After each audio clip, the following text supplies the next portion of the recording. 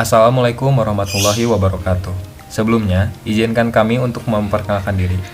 Kami dari kelompok 8, pengantar pendidikan Teknik Elektro 2 Angkatan 2021, Fakultas Pendidikan Teknologi dan Kejuruan, Universitas Pendidikan Indonesia.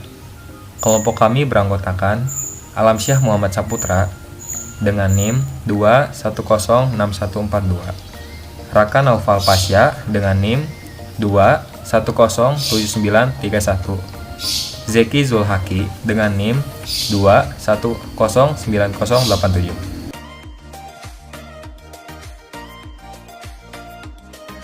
Pada kesempatan kali ini, kami akan menjelaskan tentang sejarah pendidikan Indonesia yang meliputi pendidikan di Nusantara pada masa pra-kolonialisme, pendidikan di Nusantara pada masa kolonialisme, pendidikan di Indonesia pada masa kemerdekaan sampai dengan Orde Lama, pendidikan di Indonesia pada masa Orde Baru, dan pendidikan di Indonesia pada masa Reformasi.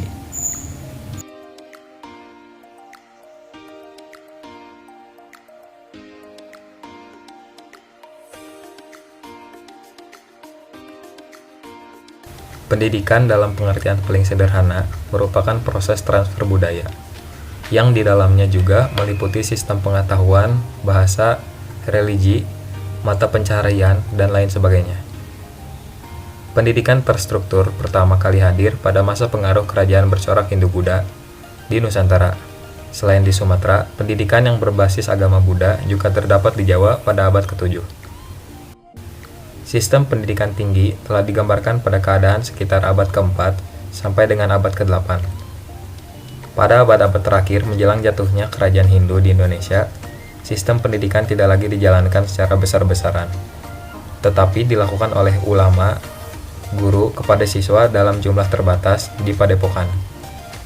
Pendidikan di zaman kerajaan-kerajaan Hindu-Buddha diarahkan pada kesempurnaan pribadi, terutama lapisan atas, dalam hal agama, kekebalan dan kekuatan fisik, keterampilan, dan keahlian memainkan senjata dan menunggang kuda.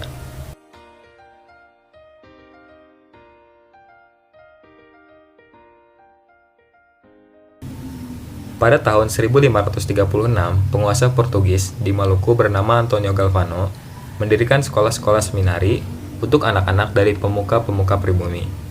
Pada tahun 1850, didirikan sekolah kelas 1 yang masa pendidikannya 5 tahun. Sekolah ini disediakan pada anak-anak dari lingkungan pegawai Pamangpraja, ditempatkan di kota-kota keresidenan. Konteks pendidikan dan pengajaran ini pada prinsipnya adalah untuk memenuhi kebutuhan pegawai rendahan di kantor-kantor Pamangpraja atau kantor-kantor yang lain. Pada masa Belanda terdapat dua jenis pengajaran, yaitu pengajaran kolonial dan pengajaran bumi putra. Oleh Jepang, sistem seperti itu dihilangkan. Hanya satu jenis sekolah rendah saja yang diadakan bagi semua lapisan masyarakat, yaitu sekolah rakyat 6 tahun, atau Kokumin Gakko. Sekolah-sekolah desa masih tetap ada dan namanya diganti menjadi sekolah pertama.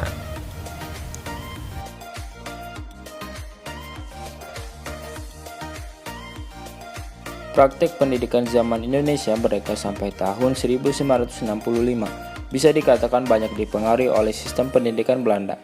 Praktik pendidikan selepas penjajahan menekankan pengembangan jiwa patriotisme. Pada masa ini, lingkungan politik terasa mendominir praktik pendidikan. Kebijaksanaan politik pendidikan para menteri yang bertugas antara tahun 1945 sampai 1950 dapat dikatakan belum bisa dirasakan atau belum terlihat hasilnya. Penyelenggaraan pendidikan agama setelah Indonesia merdeka mendapat perhatian serius dari pemerintah, baik di sekolah negeri maupun swasta. Secara umum, pendidikan Orde Lama sebagai wujud interpretasi pasca kemerdekaan di bawah kendali kekuasaan Soekarno cukup memberikan ruang bebas terhadap pendidikan.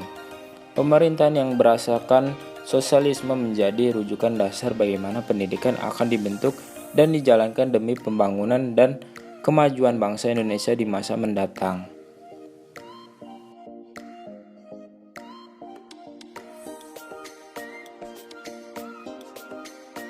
Orde Baru identik dengan ideologi atau slogan pembangunan. Begitu pula arah dan kebijakan pendidikan disesuaikan dengan gerakan pembangunan. Kata pembangunan didahulukan sebelum Pancasila. Ini menandakan bahwasannya pembangunan walaupun tidak secara resmi dijadikan ideologi, tapi menjadi pijakan dasar Orde Baru dalam mengarahkan jalannya pemerintahan. dan pendidikan selain Pancasila. Kurikulum 1984 mengusung proses skill approach, yaitu proses menjadi lebih penting dalam pelaksanaan pendidikan. Namun tujuan tetap faktor penting. Peran siswa dalam kurikulum ini menjadi mengamati sesuatu, mengelompokkan, mendiskusikan, hingga melaporkan. Model ini disebut cara belajar siswa aktif atau student active learning.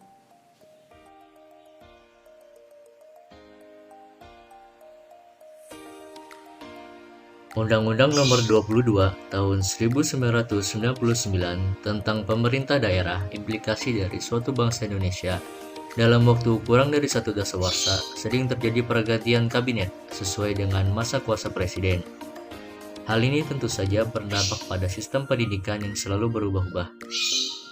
Pada era pemerintahan Habibie masih menggunakan kurikulum 94 yang disempurnakan sampai pada masa pemerintahan Gus Dur. Pada masa pemerintahan Megawati, terjadi beberapa perubahan tatanan di bidang pendidikan, seperti dirubahnya kurikulum 94 menjadi kurikulum 2000, dan akhirnya disempurnakan kembali menjadi kurikulum 2002 atau kurikulum berbasis kompetensi. Namun, pada masa Susilo Bambang Yudhoyono juga ditetapkan Undang-Undang Republik Indonesia Nomor 14 Tahun 2005 tentang guru dan dosen. Penetapan ini disusul dengan bergantinya kurikulum berbasis kompetensi menjadi kurikulum tingkat satuan pendidikan atau KTSP. Dan kurikulum yang saat ini digunakan yaitu kurikulum 2013, di mana kurikulum ini lebih mirip dengan kurikulum berbasis kompetensi. Harapan kedepannya untuk pendidikan di Indonesia, semoga kebijakan-kebijakan yang dikeluarkan oleh pemerintah lebih konsen kepada sektor pendidikan. Hal ini dimaksudkan untuk pemerataan pendidikan yang ada di Indonesia, baik di pelosok maupun di kota.